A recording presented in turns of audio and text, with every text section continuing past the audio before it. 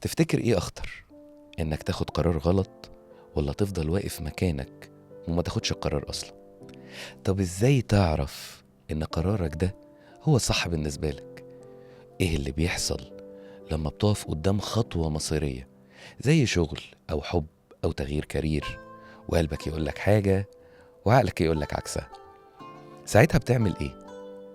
في ميزان بسيط جدا تقدر توزن بيه بين العقل والقلب قبل ما تاخد اي قرار كبير.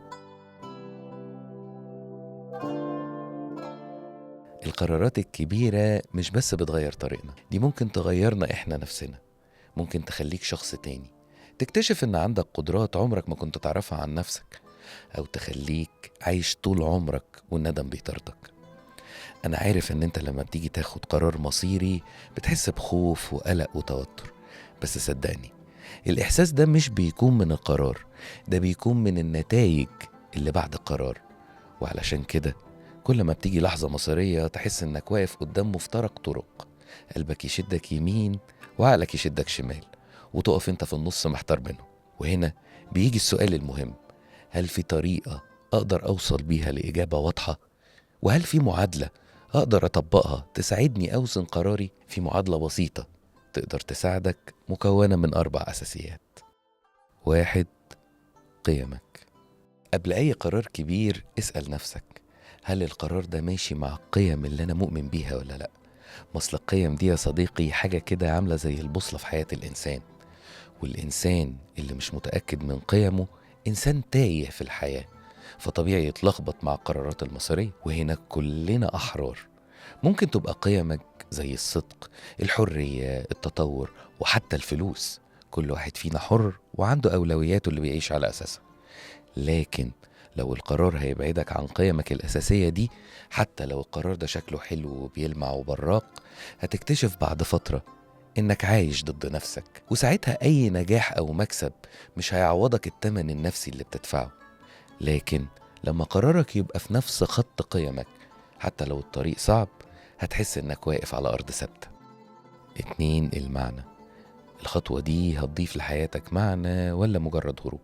قبل أي قرار كبير اسأل نفسك: الخطوة دي إضافة لحياتي ولا مجرد هروب من حاجة أنا مش عارف أعيش جواها؟ لو القرار جاي من رغبة صافية للتغيير والنمو والتطور، صدقني هيفتح لك أبواب كبيرة وجديدة حتى لو كان الطريق صعب. لكن لو القرار جاي من خوف أو هروب، هتكتشف إن المشكلة فضلت موجودة بس لبست شكل جديد. مثال: واحد قرر يسيب الشغل. لو كان سايب الشغل علشان يطور نفسه ويبدأ مجال جديد بيحبه، يبقى القرار هنا ليه معنى. لكن لو سايبه علشان يهرب من مدير صعب أو ضغوط يومية، هتفضل نفس المشكلة تقابله في أي مكان جديد. لو واحدة قررت تدخل علاقة جديدة، لو داخلة العلاقة دي لأنها شايفة إن العلاقة ممكن تدي قيمة لحياتها ومعنى، ساعتها هتبقى علاقة صحيحة. لكن لو دخلها بس علشان تهرب من وحدة أو جرح قديم، هتلاقي نفس الألم بيرجع تاني، بس بيبص عليها بشكل جديد. 3. التكلفة. مفيش حاجة مجانية. أي قرار كبير ليه تمن، ممكن يكون التمن مجهود، فلوس، أو حتى علاقات. قبل ما تقول يلا بينا لازم تسأل نفسك كويس: هل انت مستعد تدفع التمن ده؟ وهل النتائج تستاهل؟ ناس كتير بتبص على المكسب بس وتنسى إنها ممكن تدفع تمن أكتر ما بتاخد، وده اللي بيخلي بعض القرارات تتحول لعبء قدام بدل ما تكون نقلة. هديك مثال: حد قرر يهاجر فجأة علشان يلاقي فرص أحسن. طبعا ده قرار شكله واعي وسليم، بس هل هو مستعد يسيب أهله، صحابه، راحة المكان اللي اتربى فيه؟ لو فاهم التكلفة وقادر تتحملها، يبقى قرارك محسوب وساعتها هيكون صح. لكن لو تجاهلتها، هتكتشف إن المكسب ده مغطاش الخسارة.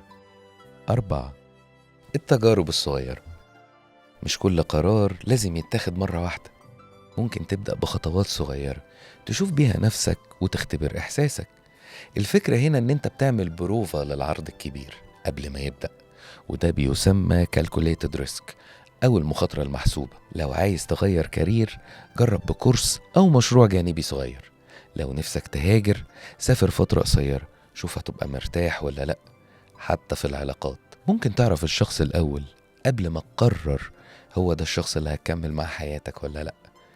التجارب الصغيرة يا صديقي بتكشف لك حقيقتك أسرع من أي حاجة في الدنيا، وبتقلل فرص الندم لأنك جربت وشفت بعينك. طيب بعد الكلام الكبير اللي اتقال ده، طبيعي جدا إنك تحتار مع أي قرار كبير بتاخده، لأن الإنسان بطبيعته بيدور على اليقين الكامل قبل أي خطوة. بس الحقيقة إن مفيش قرار بيجي مع ضمان 100%، والخوف جزء طبيعي من أي اختيار.